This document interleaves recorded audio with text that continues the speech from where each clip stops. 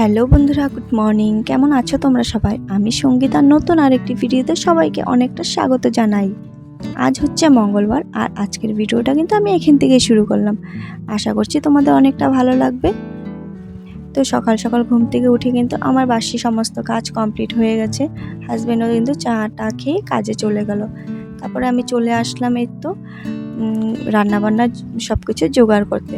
আজকে ডাল আর আলু ভাজা বানাবো। তো এই দিয়ে আজকে কিন্তু আমাদের সারাদিন এই ডাল আলু ভাজা দিয়েই হয়ে যাবে।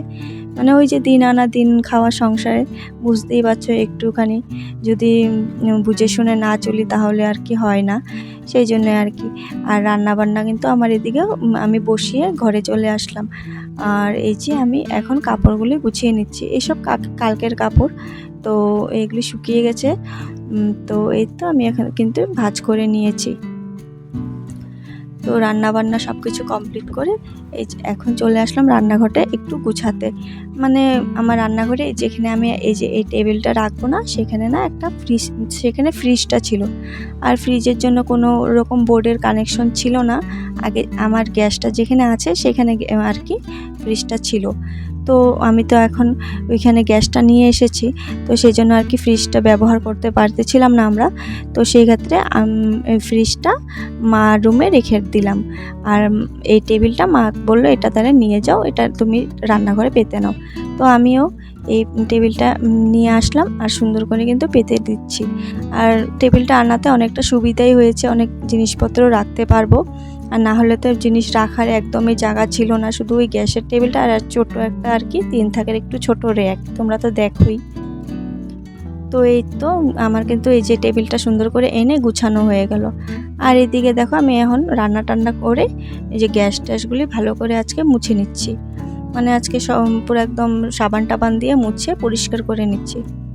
এমনিও তো প্রতিদিনই আর কি মোছা হয়। তো আজ সকালবেলাও কিন্তু একবার গ্যাস মোছা হয়েছে, তারপরে আবার রান্না টান্না করলাম না, সেই জন্য অল্প লেত্রা হয়ে গেছে, সেই জন্য আর কি আবার পরিষ্কার করে নিচ্ছি। আর আমাদের গৃহিণীদের কিন্তু বেশিরভাগ সময়টাই কিন্তু এই রান্নাঘরেই কেটে যায়, সেজন্য এই রান্নাঘরটাই কিন্তু আমাদেরকে বেশি পরিষ্কার করতে লাগে। মানে সব থেকে বেশি কিন্তু আমাদের রান্নাঘরটাই নোংরা হয়। তো বড় ঘর যদিও বা 2-3 দিন পর পর একটু ভালো করে ডাস্টিং করলেও হয়ে যায়, কিন্তু রান্নাঘর কিন্তু সেক্ষেত্রে হয় না। রান্নাঘর আমাদের প্রতিদিনই কিন্তু 2 বা 3 বার করে এই যে মুছামুছি করতেই লাগে, না হলে অনেকটা তেল চিটে ভাব হয়ে থাকে। তো আমারও তো ওই যে প্লাস্টিকগুলিতে একদম তেল তেল হয়েছিল, একদম দেখতে একদমই বাজে লাগতেছিল। তো এইভাবে আমি মুছামুছি করে সুন্দর করে কিন্তু রেখে দিলাম। আর এই তো দেখো গুছিয়ে নিয়েছি। আর আমার রান্নাঘরে কিন্তু একটা বেডও আছে, থাকা হয় না, মানে এমনি পেতে রেখেছি আর কি। তো এই তো আমি এখন কিন্তু বিকালবেলা, বিকেল 5টা বাজে, তো অনেকটা সময় কিন্তু পেরিয়ে গেছে। তো ওই যে রান্নাঘরে কাজ টাজ করে কিন্তু সবাই খাওয়া দাওয়া সবাই দুপুরে করে টরে ঘুমিয়েছিলাম। তারপরে এই তো বিকালবেলা এখন 5টা বাজে, বিছানাটা একটু গুছিয়ে নিলাম। এখনই আমার ছেলের মিস চলে আসবে, সেই জন্য আর কি বেডটা গুছিয়ে নিলাম। আর আমার এই বেড কাভারটাও না অনেকটা ছোট, সেজন্য তেমন একটা পাতা হয় না। তো এখন ওই যে 5:45টার মতন বাজে, আমি কিন্তু সন্ধে প্রদীপটা দিয়ে দিলাম। তো এই তো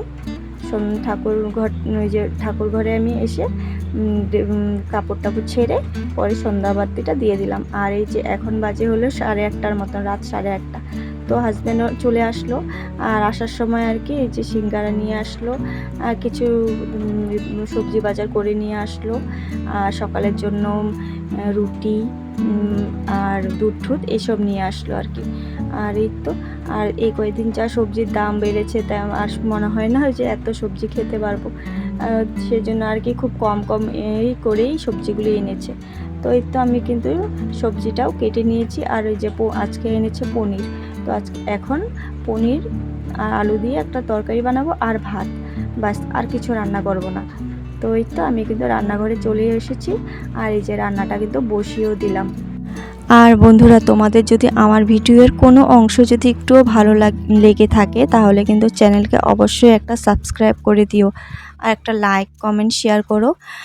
তোমাদের একটা লাইক একটা কমেন্ট কিন্তু আমাকে পরবর্তী ভিডিও বানানোর জন্য অনেকটাই কিন্তু আগ্রহী দেয়, যে না বানাই আমার কি লাইক করেছে কমেন্ট করেছে। তোমাদের একটা লাইক একটা কমেন্ট কিন্তু আমাকে অনেকটাই উৎসাহ দেয় পরবর্তী ভিডিও বানানোর জন্য। তো বন্ধুরা, এই তো আমি কিন্তু এখন তরকারিটা বসিয়ে দিচ্ছি। তো জিরে ফোড়ন দিয়েই আজকে পনিরের তরকারিটা রান্না করে নেব।